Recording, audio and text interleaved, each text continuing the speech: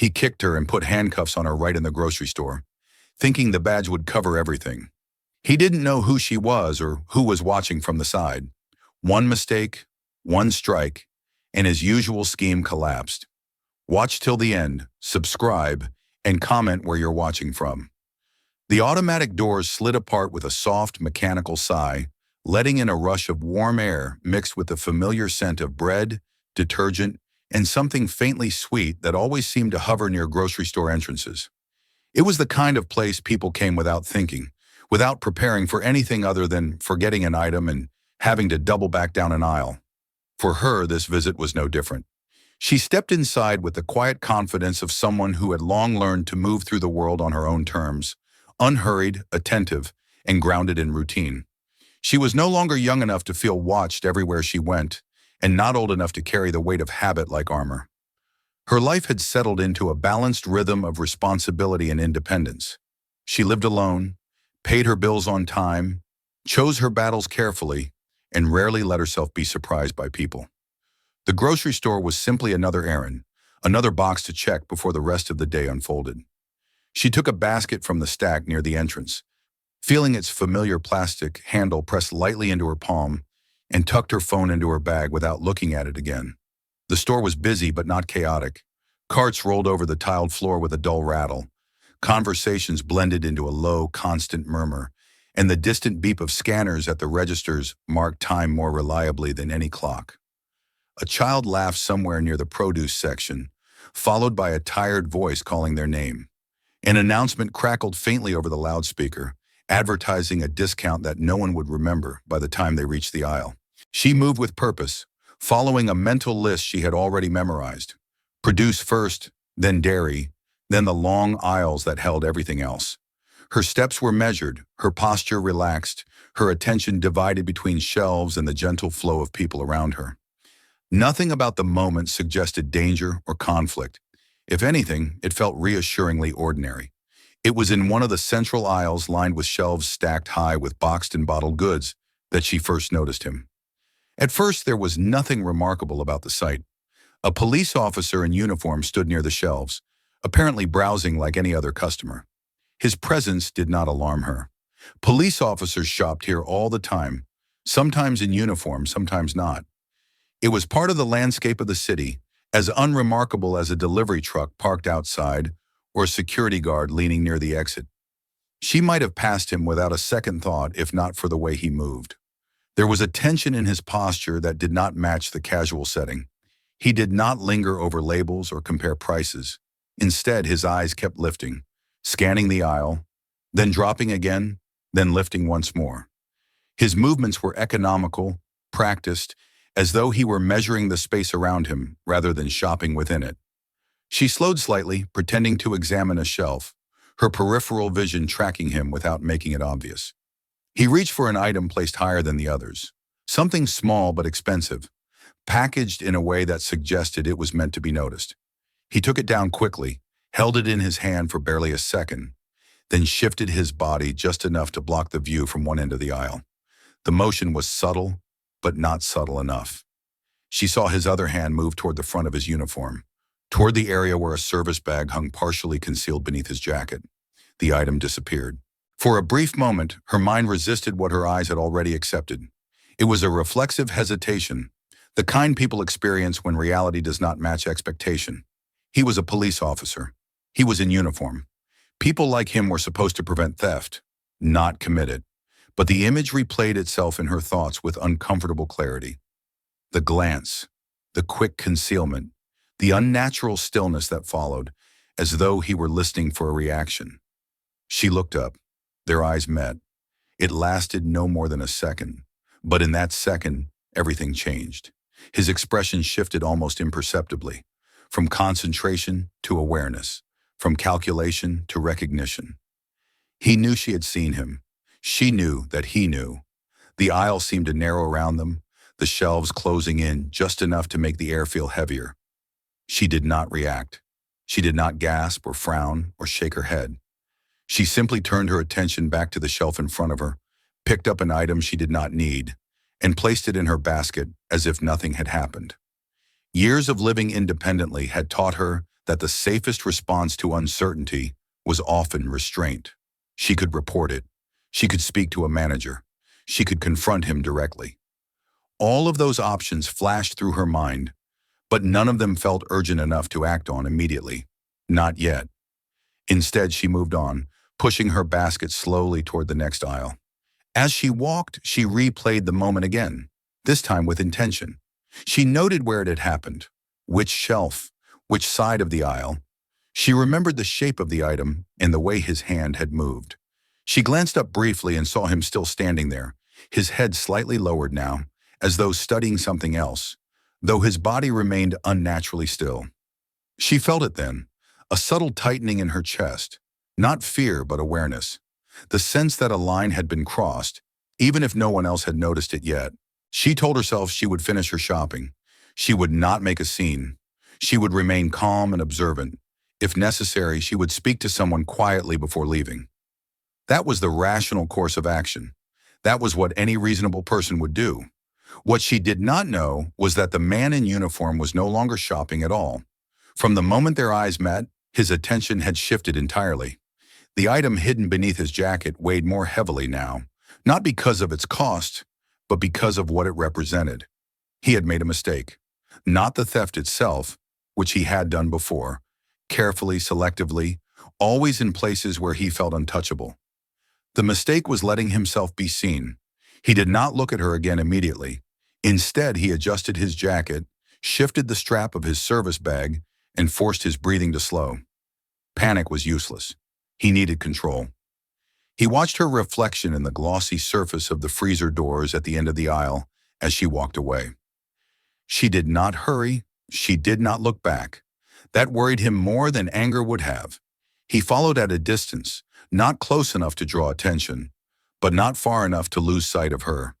His training, such as it was, kicked in automatically. He noted her movements, her pace, the way she reached for items without hesitation. She looked like any other customer. No accomplice. No obvious threat. Just a woman doing her shopping. But she had seen him. As she reached the dairy section, she paused again, pretending to compare brands while her thoughts raced quietly beneath the surface. She was aware of him now in the way people become aware of a presence behind them without turning around. She did not see him directly, but she felt the pressure of his attention like a faint hum in the background of her thoughts. She told herself again that this would end quietly. Cameras were everywhere in stores like this. Managers were trained to handle incidents discreetly. The truth once spoken would be enough. She could not know that he had already decided otherwise. For him, the situation was no longer about a stolen item. It was about containment, about eliminating a risk before it became a problem. He watched her approach the front of the store, saw her pause near the end of an aisle, saw her glance briefly toward the registers. He knew the layout well. He knew where the cameras were strongest and where the blind spots existed, where crowds formed and where moments of distraction could be manufactured. By the time she finished gathering the last item on her list and headed toward the checkout area, he had already settled on a plan. The registers were crowded, as they often were at this hour. Lines overlapped, people shifted impatiently, baskets were set down and picked up again. The air was thick with sound and movement, the perfect place for something to happen, without anyone being entirely sure how it began. She joined the shortest line and placed her basket on the conveyor belt, unloading her items with the same calm efficiency she had maintained all afternoon. She felt watched. She did not turn around, but she knew he was close now, closer than before. She sensed movement at her side, the brush of fabric, the subtle displacement of air. She focused on the items in front of her, on the steady rhythm of placing them on the belt, on the reassuring normalcy of the act. Behind her, unseen, his hand moved. He waited for the precise moment when the cashier turned to speak to another customer, when a child cried loudly nearby, when her attention flickered just enough to make space for doubt later. His motion was smooth, controlled, practiced. The item left his bag and entered hers as though it had always belonged there. He straightened, stepped back, and raised his voice. "Ma'am!" The word cut through the noise with startling clarity. Heads turned, conversations faltered. She froze for a fraction of a second before turning to face him. "Yes?" she said, her voice steady. He was already in position now, authority worn like a shield. His expression was firm, his tone official, his posture squared for an audience. "I'm going to need you to step aside," he said. "We have reason to believe you've taken something that doesn't belong to you." The world seemed to tilt, just slightly. She looked at him, then at the faces beginning to gather around them, and understood with sudden, chilling certainty what he had done. And as the line behind her grew silent, and as the first curious phone lifted quietly in someone's hand, the ordinary day she had walked into that store with finally irreversibly broke. The silence that followed his accusation was not complete, but it felt heavier than noise.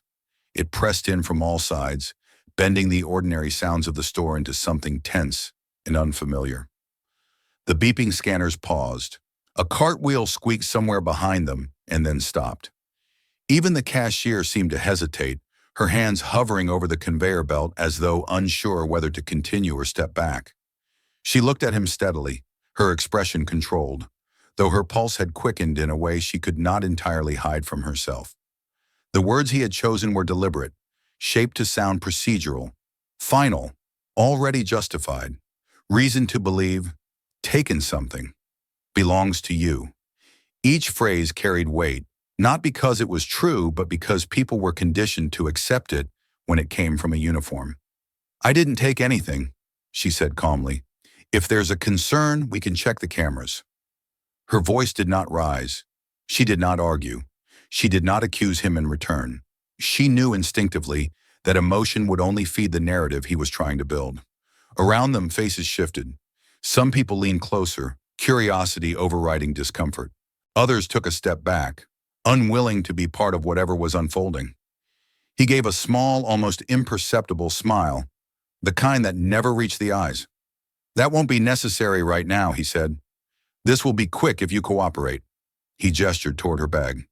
"I'm going to need to see inside." She hesitated for a moment, then nodded. "Fine," she said, "but I want a manager present." The word manager seemed to irritate him more than outright defiance would have.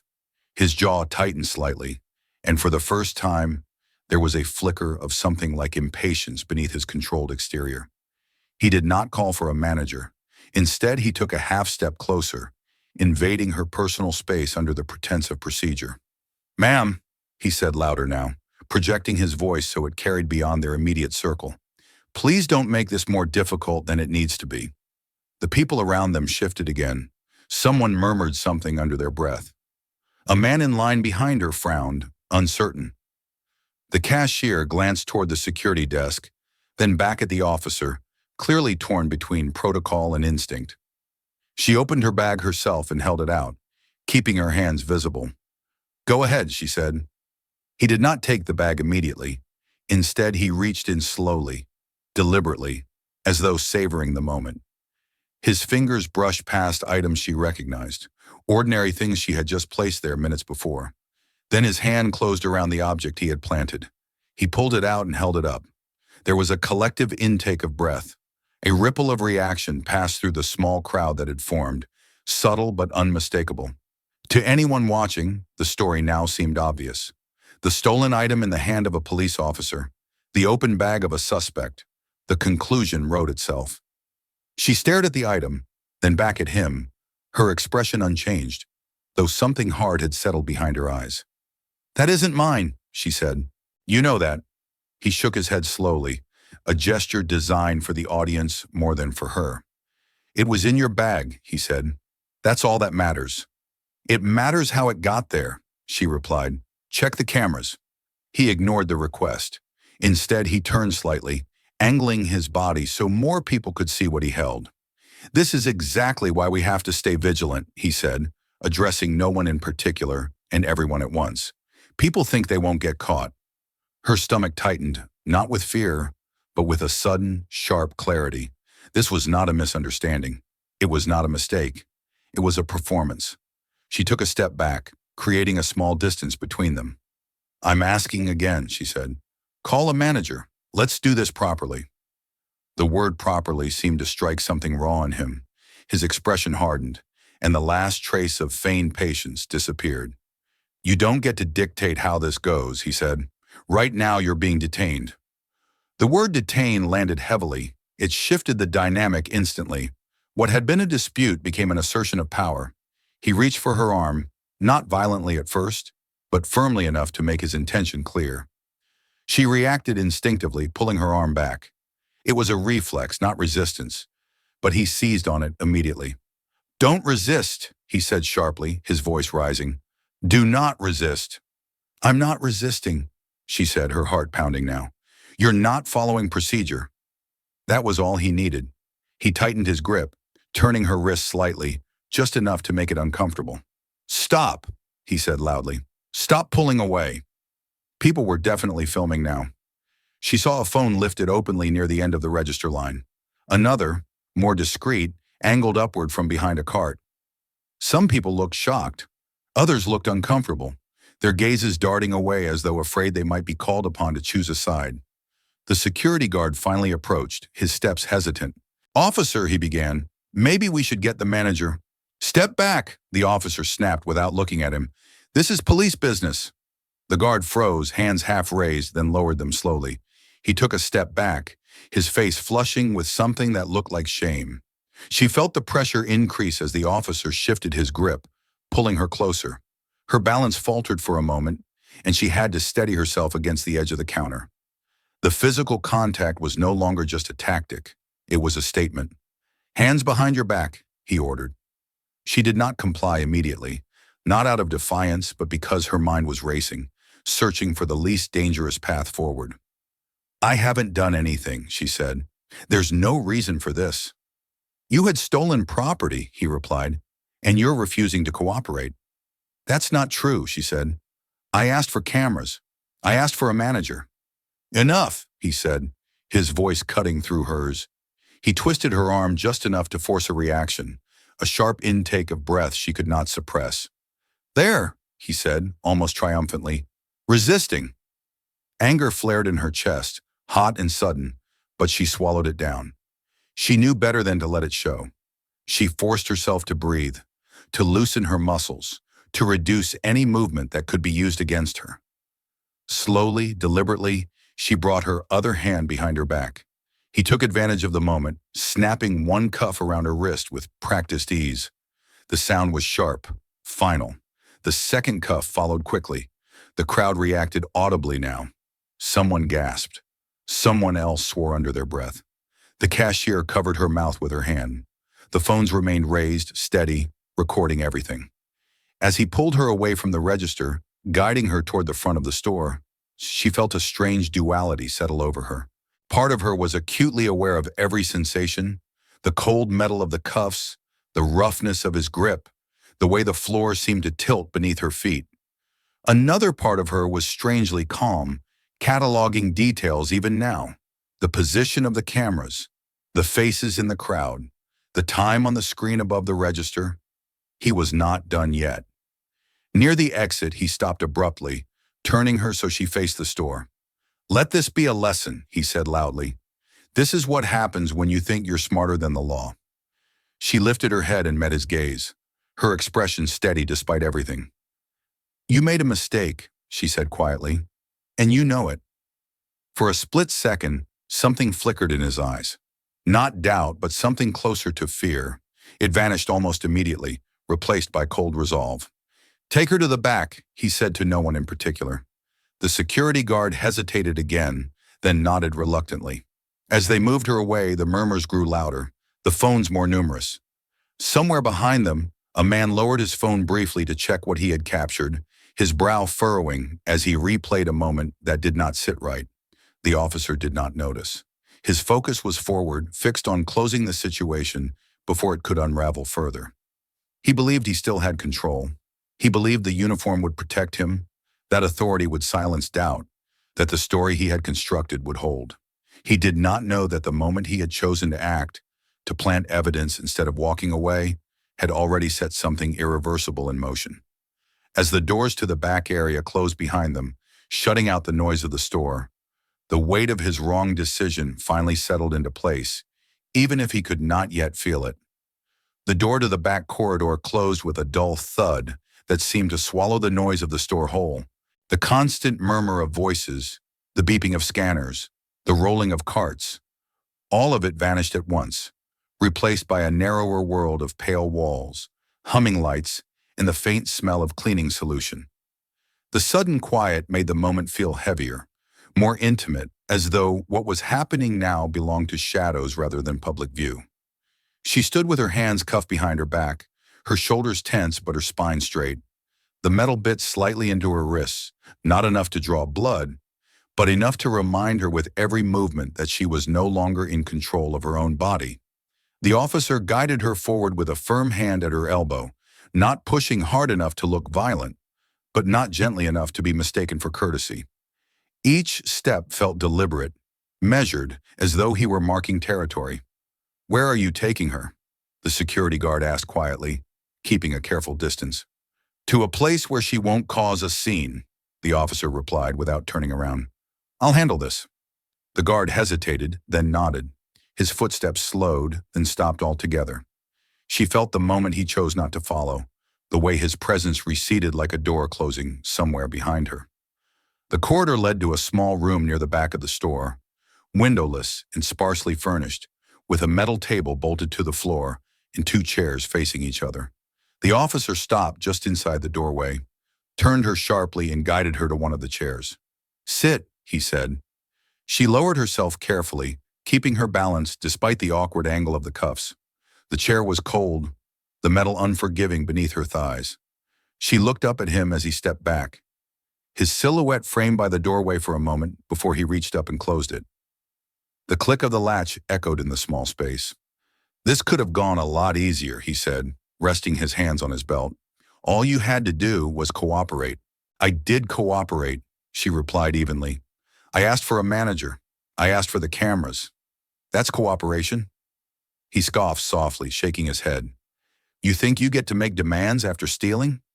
"I didn't steal anything," she said. "You know that." For a moment he said nothing. He studied her face, his eyes searching for something, fear perhaps, or anger he could use. When he found neither, his expression hardened. He stepped closer, close enough that she could smell the faint trace of coffee on his breath, the synthetic scent of his uniform. "Here's how this works," he said quietly. "You're caught with stolen property. You resisted when I tried to detain you. That's 2 problems already. I can make it 3 if you keep talking." She met his gaze without flinching. "You can't make facts disappear." He smiled thinly. "Facts are flexible, especially when no one important is watching." She felt a surge of anger then, sharp and immediate, but she forced it down. Anger would only feed him. "People were watching," she said. "People were filming." His smile faltered for just a fraction of a second, then returned, tighter than before. "People film all kinds of things," he said. "Most of it never goes anywhere." He reached out and took her arm again, this time higher, just below the shoulder. His grip tightened, not enough to bruise, but enough to hurt. "You need to understand something," he said. "You don't have leverage here. I do." She shifted slightly in the chair, testing the limits of the cuffs. "Then why are you worried about cameras?" The question struck him like a slap. His hand tightened instinctively, and she hissed despite herself as a bolt of pain shot down her arm. He leaned in closer, his voice dropping to a low, controlled tone. "I'm not worried," he said. "I'm irritated." She inhaled slowly, steadying herself. "Let me speak to a manager," she said again, "or call your supervisor. Let's do this by the book." "The book says you don't get to choose," he replied. "The book says I have discretion." "That's not discretion," she said. "That's abuse." The word hung in the air between them, heavy and dangerous. His face darkened, and for a moment she thought he might strike her outright. Instead, he straightened abruptly and took a step back, as though remembering himself. He paced the length of the small room once, then twice, his boots echoing sharply against the floor. "You have no idea how this works," he said finally. "You think because you're calm and polite that you're in the right? That doesn't mean anything." "It means everything," she said quietly. He stopped pacing and turned back to her. "You want to play this game?" he asked. "Fine." He moved behind her chair and grabbed her arms, pulling them upward just enough to force her to stand. The movement was sudden, jarring. She gasped as the cuffs bit deeper into her wrists. He pushed her forward, guiding her toward the wall with unnecessary force. She stumbled, catching herself at the last moment to keep from falling. "Stop," she said sharply. You're hurting me." "You should have thought about that earlier," he replied. Her heart pounded now, loud enough that she could feel it in her ears. She focused on breathing, on keeping her body as still as possible. Any sudden movement, any instinctive attempt to pull away, would only give him what he wanted. In the store beyond the walls of the small room, life continued, but the atmosphere had changed. The crowd near the registers had thinned slightly, though a knot of people remained, drawn by the unresolved tension. A man near the end of the line lowered his phone briefly and replayed what he had recorded. The angle was imperfect, but something about it unsettled him. He watched the officer's hand move near her bag, the timing too convenient, the motion too precise. He frowned and saved the video. Another customer leaned closer. "Did you see that?" she whispered. "Yeah," he said. "Didn't look right." Back in the small room, the officer shoved her back into the chair. "You're going to sit here," he said. "You're going to wait, and when I come back, you're going to answer my questions." "I want a lawyer," she said. He laughed, a short, humorless sound. "You think you're at that stage already?" "I think you crossed it," she replied. He leaned down until his face was inches from hers. "Careful," he said. "You're not in a courtroom. You're in my space." She held his gaze, refusing to look away. "And you're not above the law," she said, "no matter how much you think you are." For a moment, the room felt impossibly small, as though the walls were inching closer. Then a knock sounded at the door, tentative but insistent. The officer straightened abruptly, his expression shifting back into something resembling professionalism. "What?" he snapped. "Officer!" The security guard's voice came through the door. "The manager wants to speak with you?" He closed his eyes briefly, then exhaled sharply. "Tell him I'll be there in a minute." The footsteps retreated. He turned back to her, his jaw clenched. "This isn't over," he said. "Not by a long shot." He left the room without another word, the door slamming shut behind him. She sagged slightly in the chair, the adrenaline finally beginning to ebb, leaving behind a dull ache in her arms and a deeper, colder fear settling into her chest. She did not cry. She did not panic. She sat and waited, counting her breaths, listening to the faint sounds beyond the door. Outside, the officer strode toward the manager's office, his mind racing. He replayed the scene at the registers again and again, searching for weaknesses, for moments that could be explained away. He told himself that people always thought they saw something. He told himself that videos could be misinterpreted. He told himself that he still had control. But even as he argued with the manager, brushing off questions with practiced confidence, he could feel the edges of his authority beginning to fray. The manager's eyes lingered on him a fraction too long. The security guard shifted uneasily from foot to foot. Somewhere behind them, a customer spoke quietly to another, and the tone of the conversation carried something like certainty. When the officer returned to the small room, his expression was set, his movements sharper than before. "We're moving you," he said. "You're being formally detained." "For what?" she asked. "For theft and resisting," he replied. "You'll have plenty of time to explain yourself later." He grabbed her arm again and hauled her to her feet, guiding her out of the room and back toward the front of the store. As they emerged into the open space, the eyes of the remaining customers snapped toward them. Phones rose again, openly this time. The officer stiffened but did not stop. As he led her toward the exit, he spoke loudly enough for everyone to hear. "This is what happens when you think the rules don't apply to you," he said. "You brought this on yourself." She lifted her head, meeting the gazes around her, and spoke clearly despite the tightness in her chest. "Check the cameras," she said. "He put it in my bag." A ripple of reaction passed through the crowd. Someone muttered something under their breath. Another voice rose slightly, questioning. The officer tightened his grip and shoved her forward, guiding her through the doors and out of the store. The man with the phone watched them go, his fingers hovering over the screen. He hesitated only a moment before making a decision. He pressed send. As the automatic doors slid shut behind the officer and the woman in cuffs, sealing them off from the eyes of the store, the pressure he had relied on so confidently began, at last, to turn against him.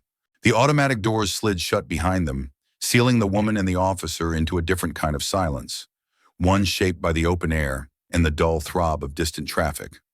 The parking lot stretched wide and indifferent under a pale sky, Rows of cars sitting quietly as if nothing extraordinary had just happened inside the building. The officer guided her toward his vehicle with a firm hand, his grip practiced, his posture rigid with the confidence of someone who believed the world would bend back into place once the doors closed behind him. Inside the store, however, something had already shifted. The hum of conversation that returned once the doors sealed was not the same as before. It was lower, tighter, threaded with unease.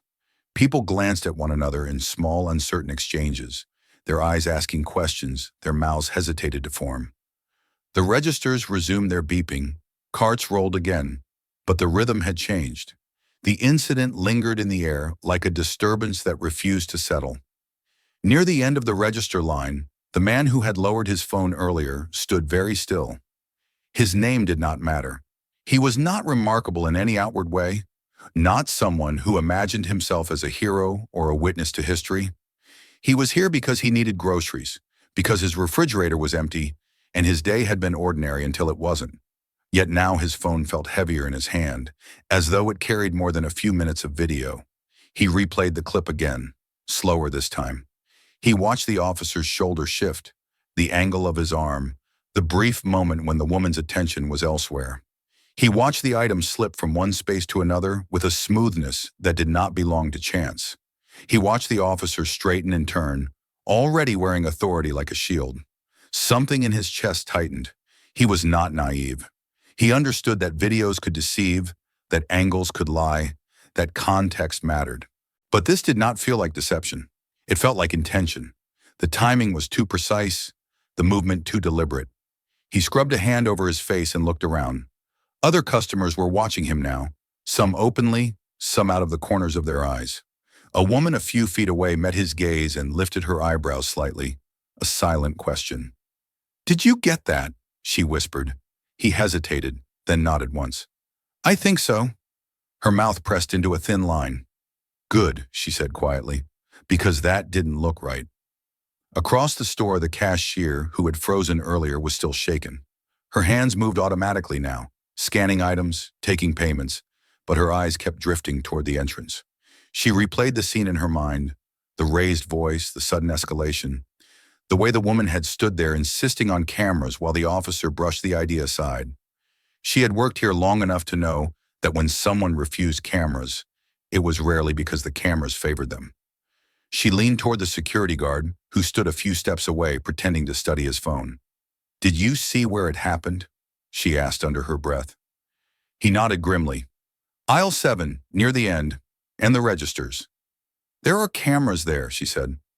"I know," he replied. His jaw tightened. "And that's the problem." The manager's office sat just beyond a set of swinging doors near the back of the store. Inside, the manager paced slowly, his hands clasped behind his back, his face pale with the strain of balancing competing fears. He had been pulled into arguments before, accusations that came to nothing, threats of lawsuits that fizzled out once emotions cooled. But this felt different. The officer's manner had been too aggressive, too dismissive of procedure, and now customers were murmuring, their glances sharp with suspicion. The security guard knocked lightly on the doorframe. "We should pull the footage," he said. "At least take a look." The manager stopped pacing. He knew what that meant. Once footage was pulled, it could not be unseen. It could not be forgotten. And if it showed what some people already suspected, the consequences would ripple far beyond the walls of the store. "Let's not jump to conclusions," he said carefully. "We already did," the guard replied quietly. "The officer did." The manager closed his eyes for a moment, then nodded. "All right," he said, "but we do this by the book." They moved toward the small room that housed the security monitors, a cramped space lined with screens that displayed different angles of the store in muted tones. The hum of electronics filled the air as the manager logged into the system, his fingers unsteady on the keyboard. He navigated to the timestamp, pulling up footage from the registers first. The scene unfolded silently on the screen. The woman at the counter unloading her basket, the officer approaching from behind, the crowd shifting. The camera angle was not perfect, partially obstructed by a display rack, but enough was visible to raise questions. The manager leaned closer, his breath held. "Rewind," he said. The guard did so, slowly. They watched again, this time paying attention to the officer's hands. The movement was there, brief but unmistakable. The guard let out a low breath. "That's not right," he said. "Check aisle 7, the manager replied, his voice tight. They switched screens, pulling footage from earlier. The aisle appeared empty at first, then the officer entered the frame. He stood there glancing around, then reached for the shelf. The camera caught the moment clearly, the item disappearing beneath his jacket in a way that could not be mistaken for a simple adjustment. The manager stepped back as though struck. "Oh my God," he murmured. At the same time, the man with the phone had made his own decision. He stood near the front of the store now, pretending to check a message while his fingers moved quickly across the screen. He saved the video to a cloud account, then sent a copy to his sister, then another to a trusted friend. He did not trust a single device to hold something that suddenly felt fragile.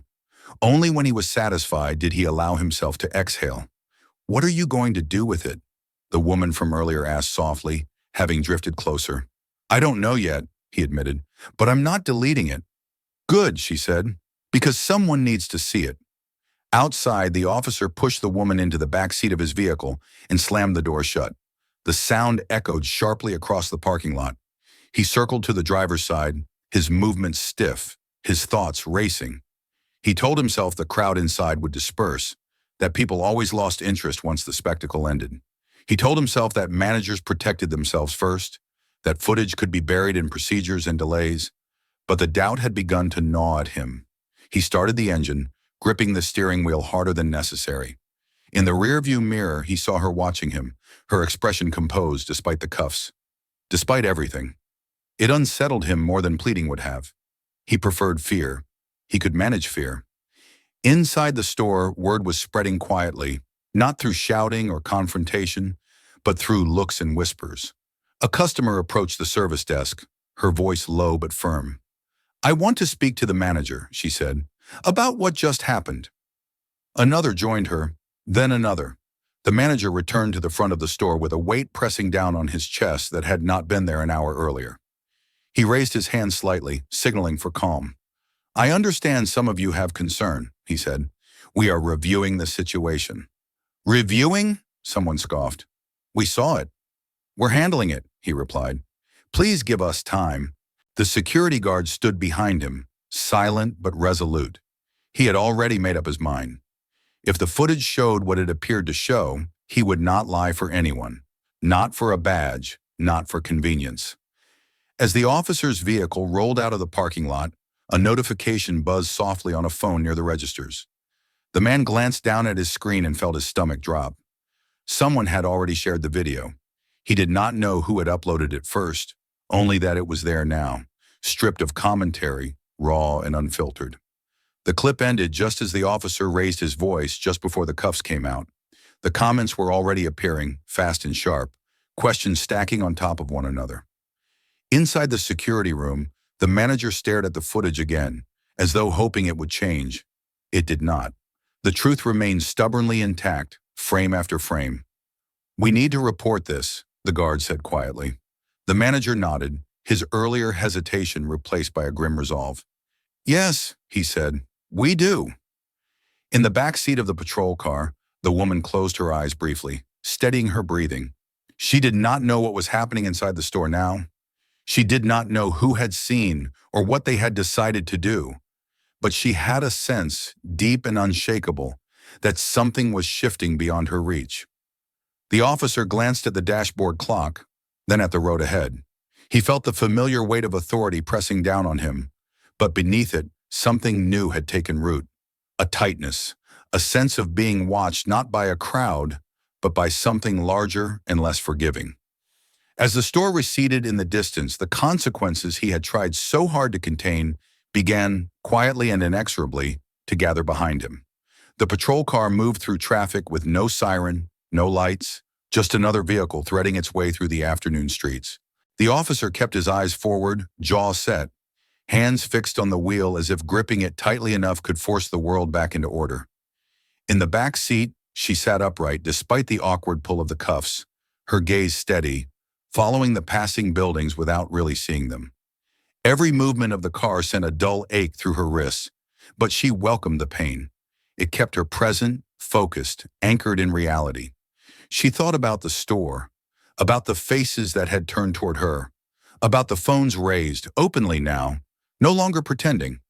She did not know who had filmed or what they had captured, or whether it would matter in the end. She had learned long ago that justice did not always arrive simply because it was deserved. It arrived when facts were protected, when people refused to look away. The officer broke the silence without turning his head. "You should have kept your mouth shut," he said.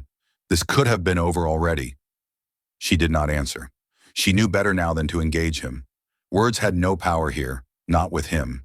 He wanted reaction, fear, submission. Denying him, that was the only control she had left. He exhaled sharply through his nose. "People like you always think you're special," he continued. "You think rules bend for you." Her voice was calm when she finally spoke. "No," she said. "I think rules exist for everyone." He laughed, a short, humorless sound. "You'll learn." The car slowed as they approached a light. In the side mirror, the officer noticed a vehicle behind them, then another, their drivers glancing curiously at the patrol car. He felt a flicker of irritation, an unwelcome awareness that attention lingered even here. He reminded himself that attention faded. It always did. What he did not know was that attention had already found its way beyond the walls of the grocery store. Miles away in a quieter part of the city, a man stood in a different parking lot, keys in hand, scrolling through his phone with a frown that deepened by the second. He had stopped there only to make a quick call, intending to head back to his car and continue his day. Instead, he found himself watching a video that had appeared in a group chat, then another version of the same clip shared by someone else, stripped of context but heavy with implication. He watched the officer's hand move near the woman's bag. He watched the sudden escalation, the raised voice, the grip on her arm. He watched the look on her face as she insisted on cameras, on procedure, on fairness. He did not need the caption to understand what he was seeing. He typed quickly, his fingers moving with certainty. Then he made a call. In the patrol car, her phone vibrated once in her bag, unnoticed. A moment later, it vibrated again, then again. She could not reach it, but she sensed the interruption like a ripple in still water. Something was happening. She did not know what, but the feeling settled into her chest with quiet insistence. The officer pulled into the lot beside the precinct and parked with a decisive jerk. He got out first, opened the back door, and gestured sharply. "Out," he said. She stepped down carefully, steadying herself before straightening. The building loomed ahead, unremarkable in its brick solidity, flags stirring slightly in the breeze. People moved in and out of the entrance, some glancing over with mild curiosity, others paying no attention at all. As he guided her toward the doors, his grip returned to her arm, firmer now, more possessive. He leaned in close, his voice low. "This is where it gets serious," he said. "You still have time to make this easier." She looked at him. "By lying?" she asked. He did not answer. Instead, he pushed open the door and ushered her inside. The lobby was cool and quiet compared to the street, the air carrying the faint smell of paper and disinfectant. A desk officer looked up as they entered, his expression neutral. "What do we have?" he asked. "Shoplifting and resisting," the officer replied smoothly. "Picked her up a few minutes ago." The desk officer nodded and reached for a form. "Name?" Before she could answer, a voice cut through the room, calm and unmistakable. "That won't be necessary." Both officers turned. He stood just inside the entrance, having stepped through the doors moments earlier, his presence commanding without effort. He wore no uniform, no insignia, nothing that announced him beyond the quiet authority he carried with him. His expression was composed, his eyes sharp and attentive, taking in the scene in a single glance. He saw the cuffs, the grip, the tension in her shoulders. He walked forward slowly, deliberately, stopping at a respectful distance. "Release her," he said, not as a command, but as a statement of expectation. The officer stiffened. "Sir, this is an active arrest," he said. "I need you to step back." He did not move. "On what ground?" he asked. The officer's jaw tightened. "Theft and resisting detention." The man's gaze shifted briefly to his daughter, then back to the officer. "She doesn't steal," he said simply, "and she doesn't resist lawful orders." The desk officer hesitated, sensing the change in the room. "Is there a problem?" he asked cautiously. "There may be," the man replied, "which is why I'm asking for names, badge numbers, and the presence of a supervising officer. Immediately." The officer bristled. "You don't get to demand anything here." The man met his gaze evenly. "I do when procedure hasn't been followed," he said. "And it hasn't." The officer laughed, sharp and dismissive. "You have no idea what you're talking about." "I do," he replied. "I always do." There was a beat of silence. The desk officer shifted, glancing between them. "Sir," he said to the arresting officer, "maybe we should get a supervisor." "No," the officer snapped. "This is under control." The man's eyes narrowed slightly, not in anger, but in focus. "Nothing about this is under control," he said. "Not anymore." He stepped closer, his movements unhurried, and lowered his voice so only the officer could hear. "There are cameras in that store," he said. "There are witnesses. There is video. And there is a very short window right now where you can choose how this ends." The officer felt a flicker of unease, quickly smothered by defensiveness. "You threatening me?" "No," the man replied calmly. "I'm informing you." The desk officer cleared his throat. "I'm calling the watch commander," he said, already reaching for the phone. The arresting officer's grip tightened reflexively. His instincts told him to assert control, to push back, to remind everyone who held authority here. He took a step forward, crowding the man's space. The response was immediate and precise. Before he could register what was happening, his wrist was caught, his movement halted with a firm, controlled hold that stopped him without force. The pain was minimal but undeniable, a clear message delivered through muscle memory rather than aggression. The man released him just as quickly, stepping back as though nothing had happened. "Do not touch me," the man said quietly, "and do not touch her again." The room had gone completely still. The desk officer stared, his hand frozen above the phone. A pair of officers farther down the hall had stopped walking, their attention drawn by the sudden shift in energy. The arresting officer flushed, a mix of anger and something else flickering across his face. "Who the hell are you?" he demanded. The man looked at him steadily. "I'm her father," he said, "and I'm here to make sure the law is followed." The watch commander arrived moments later, his presence bringing with it a different weight. He listened as the situation was outlined, his expression growing more serious with each detail. When the mention of video footage arose, his eyes flicked briefly toward the arresting officer. "Is that true?" he asked. The officer hesitated, just long enough. "There are allegations," he said carefully. "We'll review them," the commander replied. "Until then, remove the cuffs." The officer opened his mouth to protest, then closed it. Slowly, reluctantly, he reached behind her and unlocked the cuffs. The metal fell away, leaving her wrists aching but free. She flexed her hands carefully, then looked up at her father. Their eyes met, and in that moment, everything she had held back threatened to surface. He placed a hand lightly on her shoulder, grounding her, reminding her she was not alone. "We're not done," the arresting officer said, his voice tight. "No," the commander replied. "You are." The man turned to the commander. "I want copies of all reports," he said. "I want names and badge numbers, and I want the footage preserved." "You'll have it," the commander said. As they left the precinct together, her steps unsteady but determined, she felt the weight of the day finally begin to shift. The fear had not vanished, nor the anger, but something stronger had taken its place. Resolve. Outside, the sun hung lower in the sky, casting long shadows across the pavement. Her phone buzzed again, this time insistent. She reached for it with trembling fingers and saw the notifications piling up, messages from unknown numbers, missed calls, links to videos she had not yet watched. Her father glanced at the screen and then at her. "It's starting," he said quietly. She nodded. She knew he was right.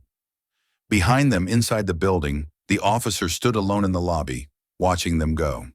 The authority he had relied on felt suddenly fragile, its edges worn thin.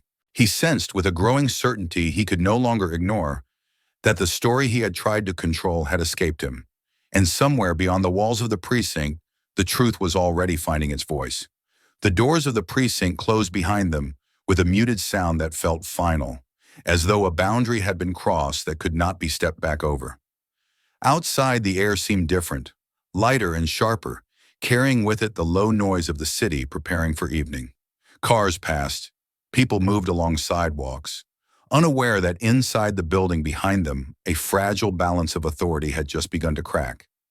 She paused for a moment on the steps, flexing her fingers again, feeling the soreness in her wrist where the cuffs had been. Her father stood beside her, silent, attentive, allowing her that space without pressing or hovering. He had always understood when presence mattered more than words. Her phone vibrated in her hand, then vibrated again, insistent now. She glanced at the screen and saw messages stacking rapidly, some from numbers she did not recognize, others from friends and acquaintances. Notifications from social platforms flashed one after another, fragments of headlines and comments appearing before she could open any of them. She felt a brief wave of dizziness, the sense of being pulled into something far larger than the narrow room where she had been held only an hour earlier. "Don't look yet," her father said quietly. "Not until you're ready." She nodded and locked the screen, slipping the phone back into her bag. "What happens now?" she asked. "Now we make sure the facts are secured," he replied, "and that nothing disappears." They did not leave immediately.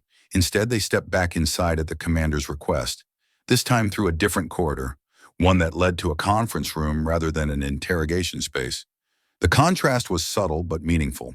There were windows here, letting in the fading daylight, and a long table scarred by years of use. The atmosphere was formal, restrained, but no longer hostile. The watch commander entered a few minutes later, carrying a folder and a tablet. His expression was measured, professional, but beneath it there was tension. He had already seen enough to know this situation would not end quietly. "We've contacted the store," he said, taking a seat across from them. "They're cooperating fully." Her father nodded. "I expected they would." "The footage has been preserved," the commander continued. "Multiple angles, register cameras, and aisle coverage." She felt her chest tighten. "Have you seen it?" she asked. "Yes," he said. He did not look away when he spoke. "And so have internal affairs." There it was. The words settled into the room with a weight that no one tried to deflect. Internal affairs meant process, scrutiny, consequences that did not bend easily. "The arresting officer has been relieved of duty pending investigation," the commander added. "His equipment has been secured, and he's been instructed not to contact any witnesses." Her father leaned back slightly, his posture easing for the first time since they had entered the building. "Good," he said simply. The commander slid the tablet across the table. "You may want to see this," he said. She hesitated, then reached out and took it. The screen lit up, displaying a pause frame of the grocery store aisle. The image was clear, almost painfully so. She recognized the shelf, the placement of the items, the moment frozen in time just before everything had unraveled. She pressed play. The footage rolled forward smoothly. She watched herself enter the frame, unaware, focused on the shelf in front of her. She watched the officer step into view, his movements casual at first, then precise. The moment came quickly. His hand moved, deliberate and practiced, concealing the item beneath his jacket. There was no ambiguity, no trick of perspective. It was unmistakable. She swallowed hard. The video shifted to another angle. The register camera now. She watched the moment again, this time from behind, saw the exact instant when the item left his possession and entered her bag. The timing, the positioning, the way he immediately straightened afterward, already preparing for the confrontation. Her hands trembled slightly as she paused the video. For a long moment, no one spoke. "This copy is secured," the commander said finally. "Multiple backups, chain of custody established." Her father nodded again.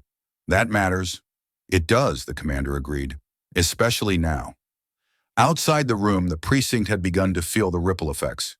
Officers spoke in lower voices, conversations cut short when others approached. The arresting officer was nowhere to be seen. Word traveled quickly in places like this, and the presence of video changed everything. Stories could be argued with words, but images had a way of stripping excuses bare. Inside the store, the atmosphere had transformed completely. What had begun as murmurs had become firm insistence. Customers who had witnessed the incident were now being interviewed one by one, their accounts recorded carefully. The man who had filmed from the register sat in a small office with a store representative and a police liaison, his phone on the table between them like a quiet witness. He felt a strange mix of nerves and resolve as he handed it over. "I saved copies," he said. "Just so you know." The liaison nodded approvingly. "That was smart." The store manager hovered nearby, his earlier hesitation replaced by a sober sense of responsibility. He knew the store's name would appear in headlines now, that people would question how such a thing could happen within his walls. But he also knew that trying to hide the truth would only make it worse. "We're releasing a statement," he said. "Full cooperation, zero tolerance." The liaison glanced up. "Make sure it reflects that." By the time she and her father left the precinct for the second time, the sun had dipped low enough to cast the city in long shadows. The air felt cooler now, the day visibly turning toward night. As they walked to the car, her phone buzzed again. This time she did not ignore it. She opened the first notification and felt her breath catch. The video was everywhere. It appeared stripped of commentary at first, just the raw footage shared and reshared, followed by captions that ranged from shocked to furious. Comments flooded in beneath it, questions stacking on top of one another faster than she could read. Who is he? Why was he doing that? Has this happened before? Another notification appeared, then another. A local news outlet had picked it up, then a national one. Her name had not been mentioned yet, but the image of her face was already familiar, frozen in the frame where she stood at the register, calm and unyielding despite the accusation. "This is going to move fast," her father said, glancing at the screen. "Faster than people expect." She nodded slowly. "I didn't want this," she said. "I know," he replied, "but you didn't choose it. He did." They drove in silence for a while, the city lights flickering on one by one as dust settled. In another part of town, the officer sat alone in his apartment, his phone vibrating incessantly on the table. He had stopped answering it. Messages from colleagues, from supervisors, from numbers he did not recognize filled the screen. He stared at the wall instead, the reality he had tried to outrun finally catching up to him. He replayed the moment in the aisle again and again, the choice he had made, the decision to act instead of walk away. He told himself he had been unlucky, that the cameras had been positioned just wrong, that someone had been in the wrong place at the wrong time. But beneath those excuses, a deeper understanding began to take shape, unwelcome and inescapable. He had been seen. At home, she sat at the kitchen table, her phone resting face down beside her. Her father stood at the counter, making tea neither of them would drink. The normalcy of the scene felt almost surreal, as though it belonged to a different life. "What happens to him?" she asked quietly. "That's not up to us," her father said. "It's up to the process." She nodded, though a part of her wanted certainty, closure, something definitive. Instead, she accepted the truth he offered. This was no longer about a single moment or a single person. It was about what happened when evidence refused to stay hidden. As night settled fully outside, the story continued to spread, gathering momentum with every share, every repost, every frame watched by someone who recognized the imbalance of power and the clarity of truth. And with each passing hour, the space for denial grew smaller, until there was nowhere left for it to hide. Morning arrived quietly without ceremony, as though the world itself were unwilling to acknowledge what had unfolded the night before. Pale light crept through the windows of the kitchen, settling on the table where she sat with a mug of untouched coffee cooling between her hands. She had slept only in fragments, her mind slipping in and out of shallow rest, each time returning to the same images. The aisle, the register, the grip on her arm, the sound of metal closing around her wrists. Yet alongside those memories ran another current, steadier and more insistent. The knowledge that the truth was no longer confined to a single room or a single voice. Her phone lay beside her, face up now, vibrating every few minutes with new notifications. She no longer flinched when it lit up. The shock had passed sometime during the night, replaced by a strange, distant clarity. The story had escaped the boundaries of her own experience and taken on a life of its own. Her father stood by the window, looking out at the quiet street. The early hour had not softened his posture. He appeared as alert as ever, as though rest were a luxury he could not yet afford. He turned when he heard her exhale. "It's everywhere," she said, not looking at the screen. "I don't even recognize some of the outlets." He nodded. That's what happens when people recognize something they understand, he said. Injustice doesn't need explanation. She scrolled slowly, reading without fully absorbing. Headlines framed the incident in different ways, some careful, others blunt. Video clips looped endlessly, slowed down, paused, annotated. Commentators dissected the officer's movements frame by frame, drawing lines and circles where none were needed. The truth, once visible, no longer required persuasion. She closed the app and set the phone aside. "I didn't want to be a symbol," she said quietly.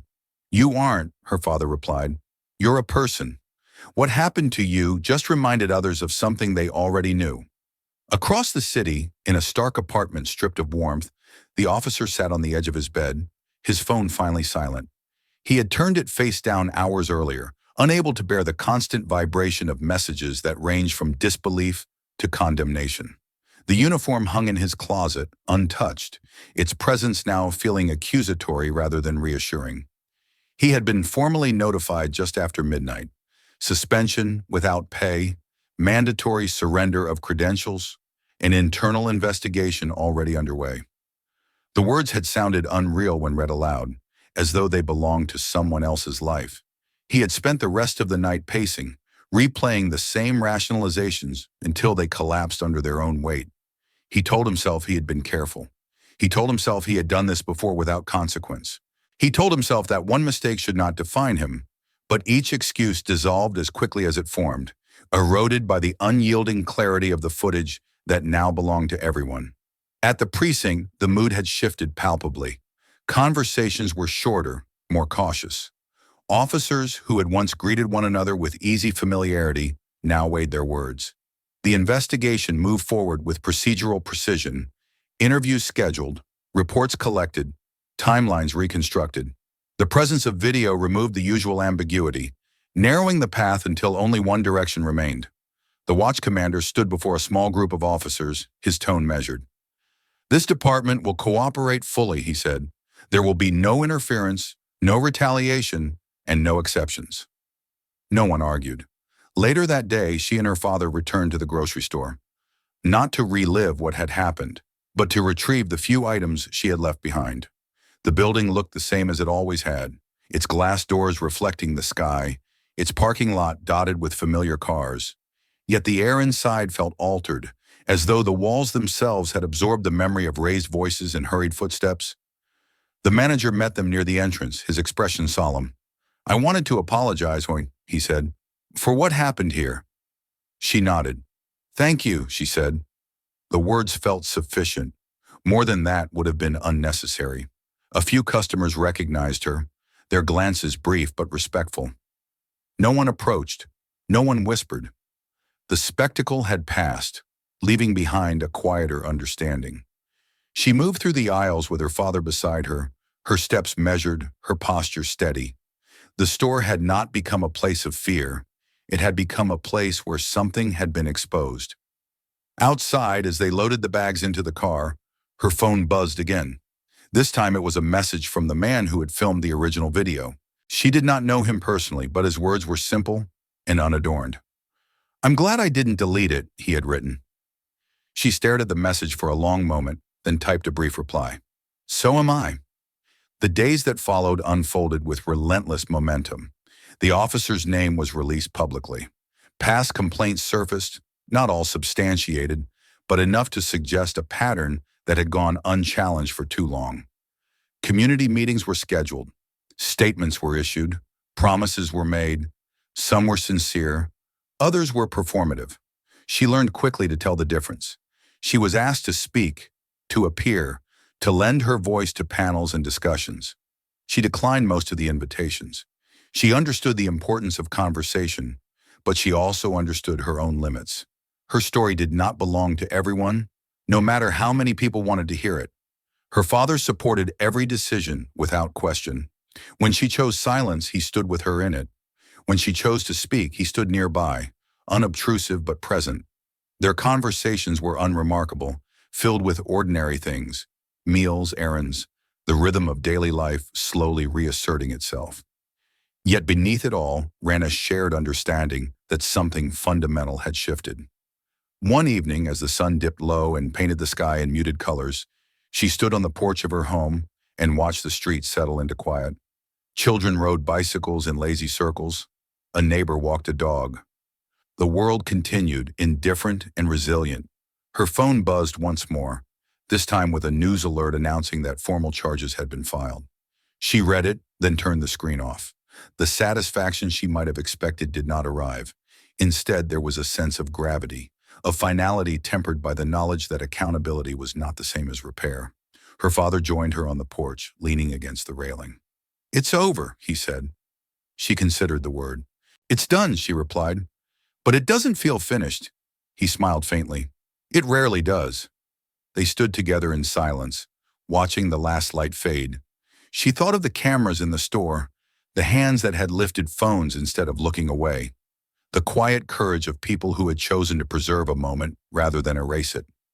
None of them had set out to change anything. They had simply refused to let the truth disappear. Inside his apartment, the officer packed a box with belongings from a career that had unraveled faster than he could comprehend. The badge lay at the bottom, its surface dull in the low light. He picked it up, turned it over once, then set it down again.